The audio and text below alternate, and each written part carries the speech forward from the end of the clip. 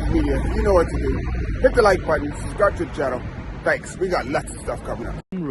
And he's exhibiting that right now on these slopes of our final climb, the Monte Trega. Wow. Beautiful views behind them. Stone Mittet giving it absolutely everything he can. He's biting on that tongue as best he can, Philippe Gilbert style almost, and his team leader just sits there tapping away, Matt, all the time. Yeah, you do wonder how much longer. He looks to be right. He is in the red zone here. This is real commitment. This is real power. But look, like you say, how serene the man on his wheel is. Attila Valter is looking very good. Look at this big acceleration by Vingegaard on the left-hand side. Wow, look at this. Massive. The Tour de France champion goes. Who's got anything left? It's one of the Cofidis riders trying to stamp across. But even now, even at full pelt, Jonas Vingegaard looks totally in control. He's looking over his shoulder to see his damage. Who can come with him? Well, 2.3. Looking back. Did you see that? Izagirre looked and thought, no way can I even go with that. That was a ridiculous turn of speed from the Tour de France champion. Beautifully set up by the man from Norway, Jonas Stone Mittet. But what can this man do now? And visibly, he's just moving quicker. There was nothing they could do about it. There wasn't even. They just looked and they didn't even try. Actually, Izagirre just swung over and said, just no way I can actually respond to that violent acceleration. This man is absolutely flying. 2K to go for Jonas Vingegaard. Just 1 week ago, of course, we were watching his big Tour de France rival Tadej Pogacar romping away from people and taking everything in his stride in the Ruta del Sol. Well, I wondered at the time what kind of message that might send to Jonas Vingegaard and how he was feeling about things. Well, I think we're getting our answer right now. He's coming into this season in very fine form indeed, the defending champion of the Tour de France, and starting perhaps as he means to go on the attack as well. He indicated that yesterday by taking the opening bonus seconds of the stage, and today he's made an attack from a very illustrious leading group, and they have no answer to it right now. No, they don't. They've settled into a rhythm now, though. They couldn't do anything about the stinging attack. The way he just cut that apex, just look at the speed. The average gradient of this climb, a reminder, 7.5%. He's still on the big ring, absolutely flying up here. 16 seconds is the gap. Beautiful shot there, and he's romping. It is almost as if, well, anything that Tadej Pogacar can do, I can do better. This generation of riders that we have, we know that Vingegaard is a different style of rider. We know he's not, he just is himself, but that was a stinging acceleration. Of the likes that we only see from the great champions. The fact there was zero response at all, as if just we can't do anything about it. I mean, look at the relatively laboured riding here of the riders behind, and this is a classy group of riders. They just have nothing that they can do to offer up in defence of that attack. That looks like Jefferson Cepeda of Caja Seguros just trying to limit his losses. There's a remarkable difference in form between our leader here, Jonas Vingegaard, and them, because they look like they're really labouring and pressing on the pedals. Vingegaard is obviously working incredibly hard, but he has this wonderful, relaxed and yet incredibly powerful style. Long-limbed and very efficient to look at on the bike. He's still looking back though, Matt. He's making sure. He's taken another 3 seconds though. He's just making sure. Clearly, if they were starting to close, you'd like to think that he might have a little bit under the hood, but this is the sort of effort that he's pretty much maxed out. He'll be right on the red line here as we see the group further split behind.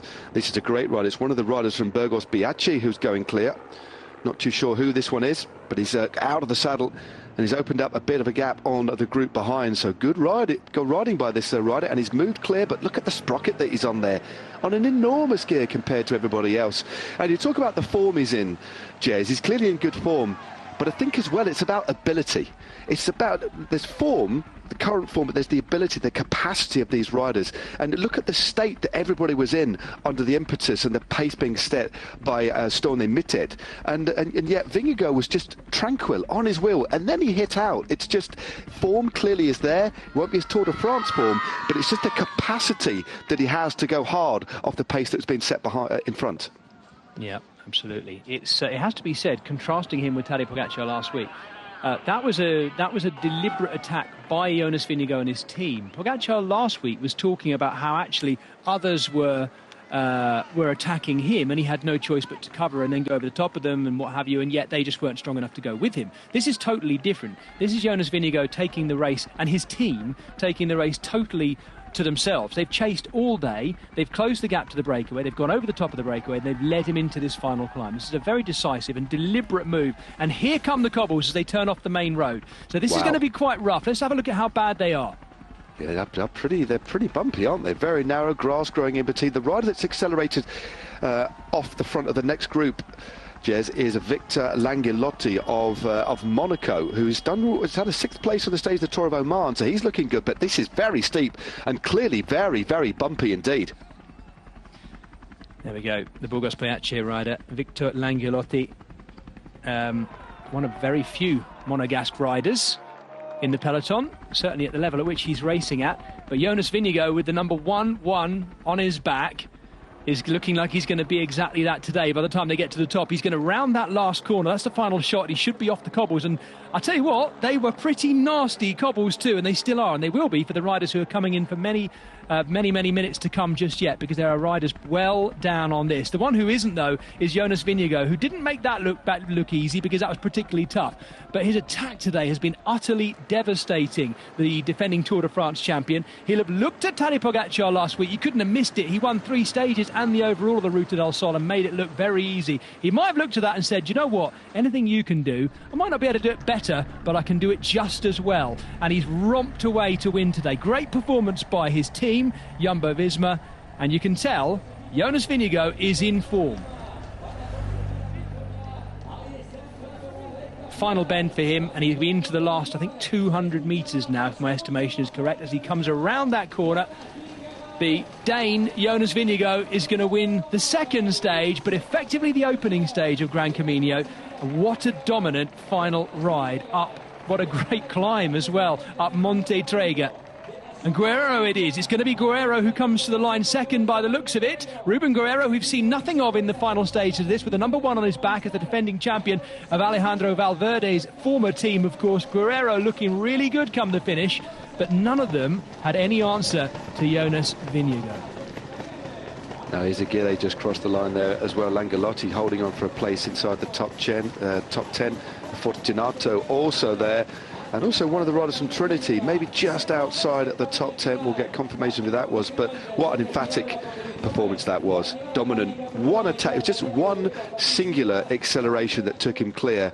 And not one rider could offer up anything in response at all.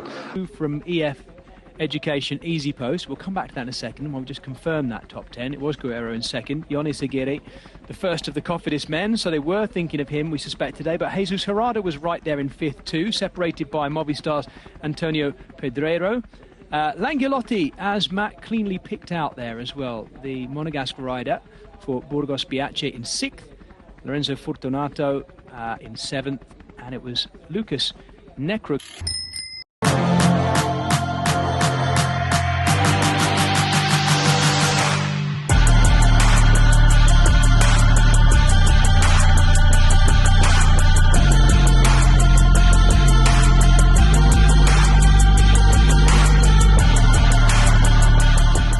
Sever your legs, media. You know what to do.